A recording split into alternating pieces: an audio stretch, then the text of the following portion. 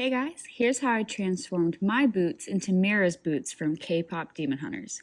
First, you're going to go ahead and wrap your legs in cling wrap and then in duct tape, which will allow you to draw out the remainder of the pattern for your boots.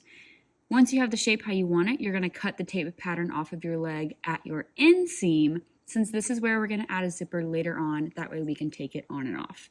So here is what my fabric mock-up looks like. Using your mock-up, go ahead and transfer the pattern to your final fabric. I'm using a pretty sturdy leather since this was pretty close to the color of my boots, but make sure that you can still bend your leg with whatever fabric you choose to use. For the white detail, I traced the design onto the black fabric while it was still on my body for scale and placement, and I just used some white vinyl that I already had on hand and sewed it onto the black with a 1/8 seam allowance, which ended up looking like this. For the knee pad things, I have a crap ton of this red felt-backed vinyl that I cut 2 oval shapes out of, sewing them right sides together and then turning them inside out for this finished edge look. Depending on what fabric you use, you also might want to add a thin layer of batting to give it more of that quilted padding look.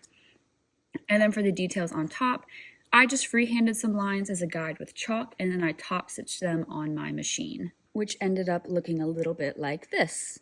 To add the closure for our boot covers, you're going to need a black separating zipper. I ended up using a 6-inch for my pattern, but your zipper length might be different depending on the length of the tape pattern you created. Sew your separating zipper as normal. Just make sure to line up the top edge of the teeth with the top of your boot. This is going to ensure that there is no gap when we go to zip up our boot covers. After sewing in the zipper, I had some excess fabric that extended past the bottom of my zipper. So now is when we're going to go ahead and measure and trim off this excess to prepare for sewing on the knee pad. Once you've trimmed off the excess fabric, you should now be able to zip up your boot cover with no overhanging fabric on either side of the zipper.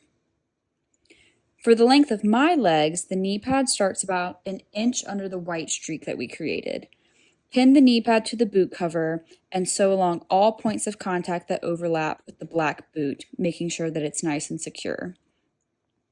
At this point, this is what your boot cover should look like, and as you can see, the knee pad sticks out a little bit, so now we're just going to secure it to our leg with some black elastic, that way we don't damage our original boots with sewing or any other adhesives.